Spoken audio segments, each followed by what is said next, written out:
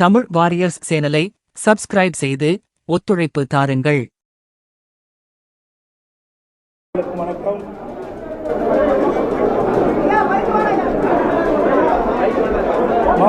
வேண்டாமா?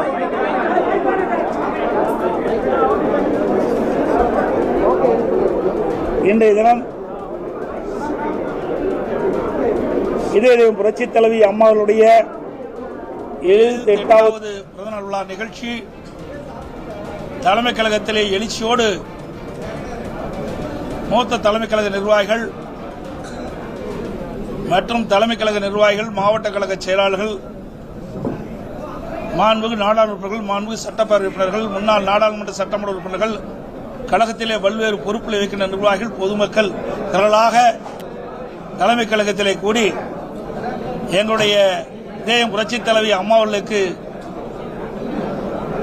மலர் மாலை அணிவித்து மலர் தூவி இன்றைக்கு பிறந்த விழாவை எழுச்சியோடு நாம் கொண்டாடி இருக்கிறோம். இன்றைக்கு நடைபெறுகின்ற சட்டமன்ற பொதுத் தேர்தலை ஒட்டி ஏற்கனவே 2 முறை அனைத்து இந்திய அண்ணா திராவிட முன்னேற்ற கழகத்தின் சார்பாக தேர்தல் அறிவிப்புகள் நாங்கள் வெளியிட்டுள்ளோம். இப்பொழுது அனைத்து இந்திய அண்ணா திராவிட முன்னேற்ற கழகத்தின் சார்பில் 3வது கட்ட தேர்தல் அறிவிப்புகள் வெளியிடுகிறோம். அறிவிப்பு 1. திரு ஸ்டாலின் தலைமையிலான நிர்வாக திறனற்ற விடியா திமுக ஆட்சியில் கடந்த 5 ஆண்டுகளில் அத்தியாவசிய பொருட்களின் விலைவாசி விஷம்போல் ஏறி மக்கள் கடுமையாக பாதிக்கப்பட்டுள்ளனர். அதேபோல் திராவிட முன்னேற்ற கழக ஆட்சி அமைந்த பிறகு சொத்து வரி, வீட்டு வரி, மின் கட்டணம், குடிநீர் வரி போன்ற பல வரிகள் இந்த அரசால் உயர்த்தப்பட்டுள்ளது. இதனால் மக்களின் அன்றாட குடும்ப சுமை பன்மடங்கு அதிகரித்துவிட்டது. எனவே மக்களின் சுமையை குறைக்கும் வகையில் அனைத்து இந்திய அண்ணா திராவிட முன்னேற்ற கழக ஆட்சி அமைந்தவுடன் ஒவ்வொரு குடும்பத்திற்கும் கருணை தொகையாக 10,000 ரூபாய் வழங்கப்படும். அறிவிப்பு 2. வேலைவாய்ப்பு அலுவலகங்களில்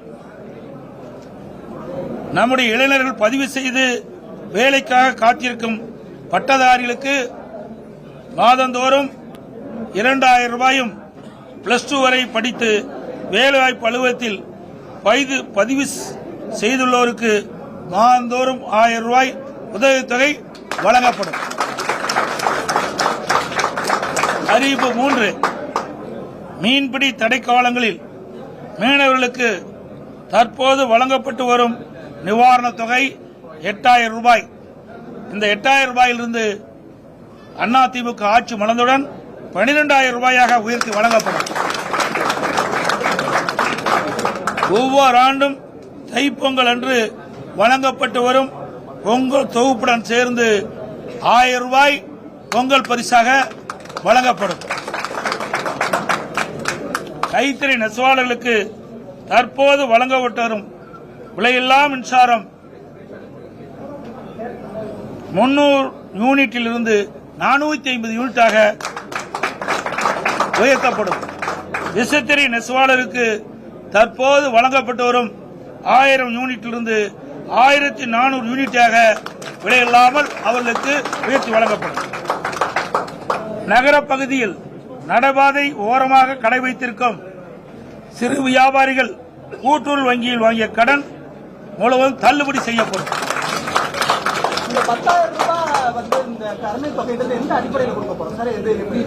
சொல்லதே கருணை தானே, எந்த அடிப்படையில் கருணை அடிப்படையில் தான் கொடுக்கிறோம். அதுதான் அந்த வாக்கியமே. ஆமா, அனைத்து குடும்பத்தான போட்டுக்கிறோம். குடும்பத்திற்கு வழங்கப்படும் கொடுத்துக்கிறோம். ஒரு முறைதான் வழங்கப்படும். இது வந்து ஒரு பெரிய கேள்வி எழுப்பும். ஏற்கனவே நிதிச்சுமை அதிகமா இருக்கு, 10 லட்சம் கோடி ஆல்ரெடி கடன் இருக்குன்னு சொல்லி நம்ம விமர்சிச்சுட்டு வரோம். இந்த மாதிரி நீங்க அறிவிச்சிருக்கக்கூடிய திட்டங்கள்லாம் இன்னும் நிதிச்சுமை அதிகரிக்கக்கூடும். அதை எப்படி சமாளிக்கப்படும்? நான் ஏற்கனவே சொல்லிவிட்டேன். எங்களுடைய அதிமுக அரசு இருக்கின்ற பொழுது திறமையாக செயல்பட்டு கொரோனா காலத்தில் கூட ₹1 வரி வருமானம் இல்லாத போதே சிறப்பான ஆட்சி கொடுத்த அரசாங்கம் அதிமுக அரசு. அதனால் வருவாயை பெருக்கி நாங்கள் அறிவிக்கப்பட்ட நலத்திட்ட உதவிகள் முழுமையாக வழங்கப்படும். 5 நாளுக்கு முன்னாடி தான் உச்சநீதிமன்றம் வந்து கேள்வி கேட்டிருக்காங்க. அதாவது இங்க தொகை அறிவிக்கிறதெல்லாம் வந்து எப்படி நடைமுறை சாத்தியமா இருக்கு, அதுக்கான வரையறை இருக்கான்னு சொல்லிட்டு உச்சநீதிமன்றம் கேள்வி கேட்டிருக்காங்க. அதுக்கு தாங்க நான் சொல்றேன், வருவாயை உயர்த்தி பெருக்கி அதன் மூலமாக நாங்கள் அறிவிக்கப்பட்ட இந்த திட்டத்தை மக்களுக்கு வழங்கப்படும். இந்த நீங்களும் வரி ஏற்ற போறீங்களா? வருவாய் உயர்த்துறது வரி அது இப்ப எல்லாம் இப்படிங்க சொல்ல முடியும்? வரி ஏத்துறாங்களா இல்லையா? நீங்க கேட்கிற கேள்வி எல்லாம் அதாவது வரி உயர்த்துறது பல இருக்குது, புரியுதுங்களா? இன்றைக்கு வரி உயர்த்துவதற்கு பல்வேறு வழிகள நிதியில் இருக்குது. அந்த நம்முடைய நிதி துறையைச் சேர்ந்தவர்கள் நிபுணர்கள் மூலமாக எந்தெந்த வகையில வரி பெருக்க முடியுமோ உயர்த்த முடியுமோ அதை உயர்த்தி நாங்கள் அறிவிக்கப்பட்ட திட்டங்களுக்கு தேவை நிதியை பெற்று திட்டங்களை செயல்படுத்தும். வேலை இல்லாத பட்டதாரிகளுக்கு மாதமான காசு தரும் நம்ம சொல்லியிருக்கோம். ஆனா அது இந்த பட்டதாரிகள் வேலை இல்லாத பட்டதாரிகள் அதிகமா இருக்காங்க, அவங்களுக்கு வேலை வழங்குவதற்கு நம்ம வேற என்ன முயற்சி எடுக்கணும்? அதுக்கு தாங்க நாங்கள் ஏற்கனவே மாண்புமிகு புரட்சி தலைவி அம்மா தமிழகத்துடைய முதலமைச்சராக இருக்கின்ற காலகட்டத்திலே படித்த இளைஞர்களுக்கு வேலைவாய்ப்பை வழங்க வேண்டும் அடிப்படையில் 2015ஆம் ஆண்டு தொழில் முதலீட்டாளர் மாநாட்டை சென்னையில் நடத்தி சுமார் 2,42,000 கோடி தொழில் முதலீட்டு ஈர்க்கப்பட்டு 74 புரிந்துணர்வு ஒப்பந்தங்கள் பெற்று அதையெல்லாம் செயல்பாட்டுக்கு வந்து இன்றைக்கு பல்லாயிரக்கணக்கானவர் வேலை கிடைத்திருக்கு.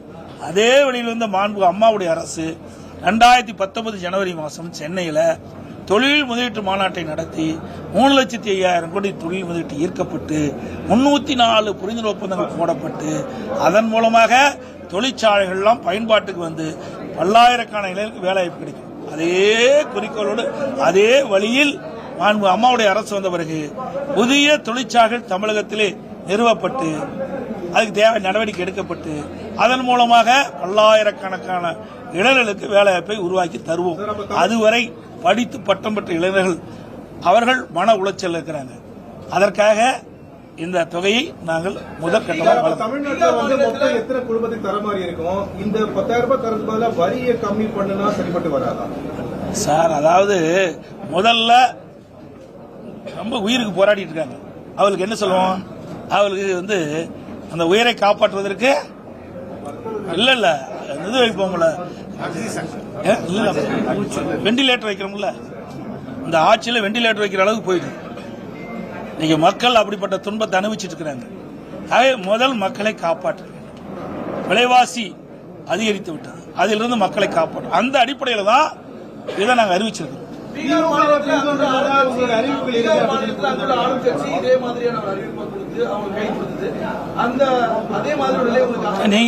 நீங்களே கேள்வி கேட்டீங்க, நீங்களே பதிலும் சொல்லிட்டீங்க, இரண்டும் நீங்களே சொல்லிட்டீங்களே. தொகுதி பங்கீடு பேச்சுவார்த்தை எப்பொழுது திமுக தொடங்கிருச்சு? அவர்கள் வந்து நிறைய கட்சியை நம்பித்தான் அவர்கள் வந்து தேர்தலே போட்டிடுறாங்க. அதனால அவர்கள் முன்கூட்டியே தொடங்கியிருக்காங்க. நாங்கள்லாம் பொறுமையா தேர்தல் கூட்டணி குறித்து பேச்சுவார்த்தை ஏற்கனவே எங்களை என்னென்ன நிறைவேற்றி விட்டது, பேச்சுவார்த்தை நடத்திட்டோம். ஆனா எந்தெந்த கட்சிக்கு எவ்வளவு தொகுதி நிர்ணயிக்கல, விரைவாக நாங்கள் பேச்சுவார்த்தையை தொடங்குவோம்.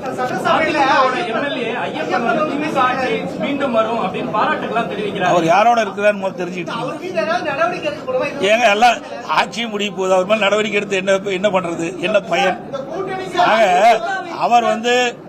அவர் யாரோடு இருந்தார் உங்களுக்கு நன்றாக தெரியும். அவர் யாரோடு சேர்ந்திருக்காருன்னு உங்களுக்கு தெரியும், யாருக்கு ஆதரவா செயல்பட்டு தெரியும். இதையெல்லாம் தெரிஞ்சுக்கிட்டு இந்த கேள்வி எங்க நேரத்தை கேட்கறீங்களா? கூட்டணிக்கு அதிமுக தான் தலைமைன்னு சொல்றீங்க, ஆனா டிடிவி தினகரன் வந்து தொகுதி பண்ணிட்டா பாஜக கூட பேசுவோம்னு சொல்லி. அதாவது நல்லா புரிஞ்சுக்கணும், அதிமுக தேசிய ஜனநாயக கூட்டணி, தேசிய ஜனநாயக கூட்டணி ஏற்கனவே அமைக்கப்பட்டது. அதிமுக அதில் போய் சேர்ந்திருக்குது. ஏற்கனவே தேசிய ஜனநாயக கூட்டணி இடம்பெற்றிருக்கிற கட்சிகள்லாம் அவர்கள் அதன் மூலமாக நாங்கள் சீட்டுகளை பெறுவோம்னு சொல்லியிருக்கிறாங்க. அந்த அடிப்படை தான் புரியுதுங்களா? வேற ஒண்ணும் கிடையாது. முதல் அறிவிப்பு மறுபடியும் எல்லா குடும்பத்தினருக்குமா அந்த 10,000 முதல் அறிவிப்பு அறிவிச்சது சார்? நான் தான் திருப்பி அதாவது எல்லா குடும்ப அதை பாரு, குடும்ப இதில் தெளிவா பாருங்க.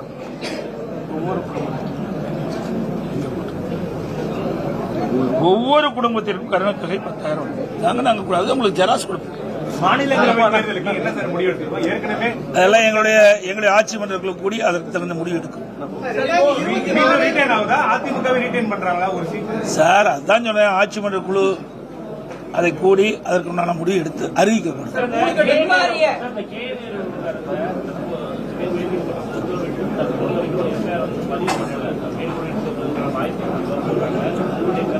சார் என்றைக்கு திமுக நீதிமன்றம் கொடுத்த தீர்ப்பை ஏற்று அமுல்படுத்தி இருக்குது. நீதிமன்ற தீர்ப்பை மதிக்காத ஒரு கட்சினா திமுக கட்சி தான். இன்றைக்கு திரு நேரு அவர்கள் மீது இடி ஆதாரத்தோடு குற்றச்சாட்டுகளை அங்க இருக்கின்ற மாநிலத்தில் இருக்கின்ற தலைமை காவல் துறை அதிகாரிக்கு அனுப்பிட்டிருக்காங்க. 3 முறை அவள் அறிக்கை அனுப்பப்பட்டதாக தகவல் செய்திகள்.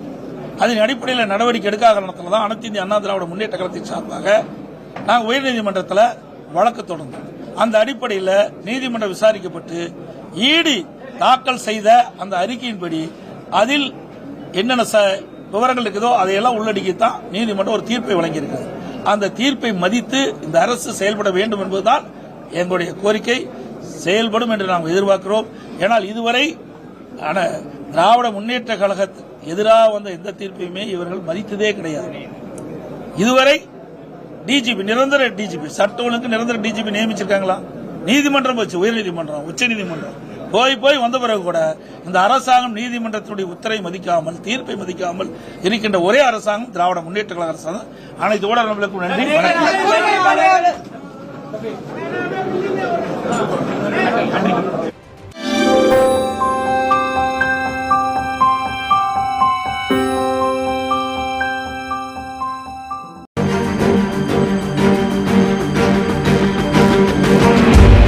இரண்டாயிரத்து 26 சட்டமன்ற தேர்தலை ஒட்டி அதிமுக பொதுச் செயலாளர் அறிவித்துள்ள 11 முத்தான வாக்குறுதிகள் தமிழ்நாட்டு மக்களிடம் பெரும் வரவேற்பை பெற்றுள்ளது. எப்போதும் மகளிர் நலனில் அக்கறை கொண்ட அதிமுக அவர்களது கல்வி முதல் திருமணம் வரை பல உதவி திட்டங்களை அறிவித்து சிறப்பாக நிறைவேற்றியிருக்கிறது. அந்த வகையில் சமூகத்தில் பொருளாதார சமநிலையை உருவாக்க குலவிளக்கு திட்டம் மூலம் அனைத்து குடும்ப அட்டைதாரர்களுக்கும் மாதந்தோறும் உதவித்தொகையாக 2000 வழங்கப்படும் என்ற அறிவிப்பு ஆளும் கட்சியை ஆட்டம் காண வைத்துள்ளது. இரண்டாவதாக நகர பேருந்துகளில் பயணம் செய்யும் ஆண்களுக்கும் இலவச பேருந்து பயண திட்டம் செயல்படுத்தப்படும் எனவும், ஏற்கனவே நடைமுறையில் இருக்கும் மகளிருக்கான இலவச பேருந்து பயண திட்டம் தொடர்ந்து செயல்படுத்தப்படும் எனவும் தெரிவிக்கப்பட்டுள்ளது. அடுத்து அனைவருக்கும் இருக்கும் கனவு நமக்கான ஒரு சொந்த வீடு இருக்க வேண்டும் என்பதே. அந்த கனவை நினைவாக்கும் வகையில் அம்மா இல்லம் திட்டம் மூலம் கிராமப்புறங்களில் குடியிருக்க சொந்த வீடு இல்லாதவர்களுக்கு அரசே இடம் வாங்கி கான்கிரீட் வீடுகள் கட்டித் தரப்படும் என்ற பெரும் வாக்குறுதி அளிக்கப்பட்டுள்ளது. நகரப்பகுதிகளில் சொந்த வீடு இல்லாதவர்களுக்கு அரசே இடம் வாங்கி அடுக்குமாடி வீடுகள் கட்டி இலவசமாக வழங்கப்படும் எனவும், பட்டியலின மக்கள் ஒரே குடும்பத்தில் வசிக்கும் நிலையில் அவர்களது மகன்கள் திருமணமாகி தனி குடித்தனம் செல்லும் போது அரசே இடம் வாங்கி கான்கிரீட் வீடுகள் கட்டித் தரப்படும் என்ற வாக்குறுதி மக்களிடம் பெரும் வரவேற்பை பெற்றுள்ளது. நான்காவதாக கிராமப்புறங்களின் வளர்ச்சிக்கான 100 நாள் வேலை திட்டத்தை 150 நாட்களாக உயர்த்துவோம் என வாக்குறுதி கொடுத்து ஆட்சிக்கு வந்த ஸ்டாலின் அதை நிறைவேற்றாமல் ஏமாற்றிவிட்ட நிலையில் மத்திய அரசு உயர்த்திய 125 நாட்கள் 150 நாட்களாக உயர்த்தப்படும் என்ற வாக்குறுதி கிராமப்புற பெண்களுக்கு பெரும் நிம்மதி அளித்துள்ளது. பெண்கள் நலனே அதிமுகவிற்கு முக்கியம் என்பதை நிரூபிக்கும் வகையில் 5 லட்சம் பெண்களுக்கு தலா 25,000 ரூபாய் மானியத்துடன் அம்மா இருசக்கர வாகனங்கள் வழங்கப்படும் என வாக்குறுதி அளிக்கப்பட்டுள்ளது. இது வேலைக்கு செல்லும் குழந்தைகளை பள்ளிக்கு அழைத்து செல்லும் பெண்களுக்கு பெரும் உதவியாக இருக்கும் என வரவேற்றுள்ளனர் பெண்கள். முதல் கட்டமாக அறிவிக்கப்பட்ட இந்த 5 வாக்குறுதிகளே திமுக தலைமைக்கு தலை சுற்றலை ஏற்படுத்திய நிலையில் அடுத்த கட்ட 5 அறிவிப்புகள் அதிமுகவிற்கு வெற்றியை உறுதி செய்யும் வாக்குறுதிகளாக அமைந்துள்ளன. 6வதாக முதியோர், விதவை பெண்கள், முதிர்கன்னிகள், கணவனால் கைவிடப்பட்ட பெண்கள், மாற்றுத்திறனாளிகள், 3ஆம் பாலினத்தவர்களுக்கு சமூக பாதுகாப்பு ஓய்வூதியம், 1200 ரூபாயில் இருந்து 2000 ரூபாயாக உயர்த்தி வழங்கப்படும் என வாக்களிக்கப்பட்டுள்ளது. 7வதாக சிறுபான்மையின மக்கள் சுய தொழில் தொடங்க வட்டியில்லா கடன் மற்றும் மாற்றுத்திறனாளிகள் கூட்டுறவு வங்கிகளில் வாங்கிய கடன் தள்ளுபடி செய்யப்படும் என்ற அறிவிப்பு அந்த மக்களுக்கு நம்பிக்கையையும் நிம்மதியையும் ஏற்படுத்தியுள்ளது. தமிழர்களின் வீர விளையாட்டான ஜல்லிக்கட்டு போட்டியில் தங்களை விளம்பரப்படுத்த மட்டுமே திமுக அரசு முனைப்பு காட்டும் நிலையில் ஜல்லிக்கட்டு போட்டியின் போது வீரர் உயிரிழந்தால் குடும்பத்திற்கு 10 லட்சம் ரூபாயும், படுகாயமடைந்தால் மருத்துவ சிகிச்சைக்கு 2 லட்சம் ரூபாய் வழங்கப்படும் என அதிமுக அளித்திருக்கும் வாக்குறுதி ஜல்லிக்கட்டு வீரர்களிடம் வரவேற்பை பெற்றுள்ளது. மேலும் ஜல்லிக்கட்டு போட்டிகளை நடத்த அரசு சார்பில் 5 லட்சம் ரூபாய் மானியம் வழங்கப்படும் எனவும், இந்த போட்டிகளை நடத்த பழைய நடைமுறையே மீண்டும் பின்பற்றப்படும் எனவும் தெரிவிக்கப்பட்டுள்ளது. 9வதாக அனைத்து பெண்களுக்கும் பெரும் பொருளாதார சுமையை குறைக்கும் விதமாக அரிசி ரேஷன் கார்டு வைத்திருப்போருக்கு ஆண்டிற்கு 3 கேஸ் சிலிண்டர்கள் இலவசமாக வழங்கப்படும் என வாக்குறுதி அளித்திருக்கிறார் புரட்சி தமிழர். மாணவர்களின் கல்வி கடன் தள்ளுபடி என கூறி ஏமாற்றி ஸ்டாலின் அரசு துரோகம் செய்த நிலையில் மாணவர்களின் எதிர்காலம் மற்றும் பெற்றோரின் மனநிலையை கருத்தில் கொண்டு மாணவர்கள் வங்கிகளில் பெற்ற கல்வி கடனை தள்ளுபடி செய்யும் வகையில் அந்த தொகையை அரசே ஏற்கும் என உறுதி அளிக்கப்பட்டுள்ளது. 11வதாக அதிமுக ஆட்சி அமைந்ததும் நடைபாதை வியாபாரிகள் கூட்டுறவு வங்கியில் வாங்கிய கடன்கள் அனைத்தும் தள்ளுபடி செய்யப்படும் எனவும், தமிழகத்தில் லட்சக்கணக்கான சிறு வியாபாரிகளின் வாழ்வாதாரத்தை காக்கும் இந்த வாக்குறுதி அதிமுக ஆட்சிக்கு வந்தவுடன் உடனடி நடைமுறைப்படுத்தப்படும் என்றும் எழுச்சி பயணத்தில் உறுதி அளித்திருக்கிறார் புரட்சி தமிழர் எடப்பாடி கே பழனிசாமி. தமிழ்நாட்டில் நிதிநிலை மோசமாக இருக்கும்போது இதெல்லாம் எப்படி சாத்தியம் என கேட்பவர்களுக்கு, அவர்களுக்கு திறமை இல்லை, எங்களுக்கு திறமை இருந்தது. நாங்கள் ஆட்சி செய்கின்ற பொழுது 5,18,000 கோடி தான் கடன் இருந்தது. எந்த சூழ்நிலை, ஒரு ஆண்டு கொரோனா காலத்தில் கூட அரசுக்கு வரி வருவாய் இல்லாத நேரத்தில் கூட கொரோனாவுக்கு 40,000 கோடி செலவு செய்தோம். நாங்கள் திறமையாக நிதி கையாண்டு நிதி சுமை இல்லாமல் நிதி சுமை குறைவாக இருக்கின்ற சூழ்நிலை நாங்கள் உருவாக்கி தந்திருக்கிறோம். தமிழ் வாரியர்ஸ் சேனலை சப்ஸ்கிரைப் செய்து ஒத்துழைப்பு தாருங்கள். நன்றி, வணக்கம்.